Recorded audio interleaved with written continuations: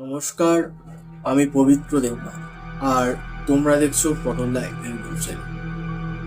সত্যি ঘটে যাওয়া ভৌতিক ঘটনা, সত্যি ঘটে যাওয়া রিয়েল ভৌতিক স্টোরি তোমরা প্রতিদিনের মতোই পটলদা ইউটিউব চ্যানেলে শুনতে পাও।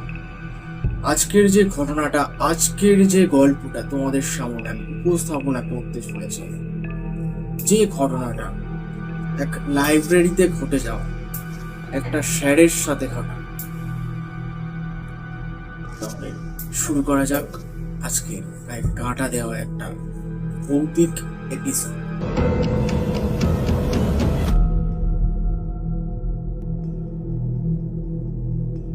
রাত ঠিক 3টে।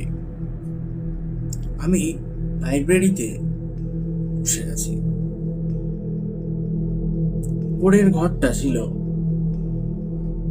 স্কুলের বোর্ডে। প্রচুর ছেলে মেয়ে ওখানে হারাই থাকে,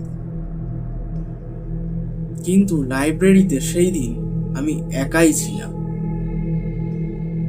সবাই ঘুমিয়ে, কিন্তু আমি তাদের মধ্যে জেগে। হঠাৎ একটা আননোন নাম্বারে আমার ফোনে কল আসে। কলটা ধরতেই কেউ কিছু বলছে না, শুধু হালকা নিঃশ্বাস পড়ার শব্দ। কিন্তু হঠাৎ আমার পেছনে আমার মনে হলো কেউ দাঁড়িয়ে আছে। সাথে সাথে মোবাইলের আলোটা জ্বলে উঠল, আর আমি মোবাইলের দিকে তাকাতেই দেখলাম সেই আননোন নাম্বারটা মুছে গিয়ে সেইখানে লেখা উঠল, ওয়েটিং ফর ইউ। আমি ধীরে ধীরে পিছনের দিকে তাকালাম। তারপর আমি যা দেখলাম সেটা মানুষ ছিল না।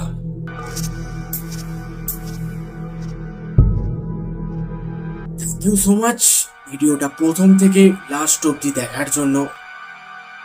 ঘটনাটুকু এইটুকুই।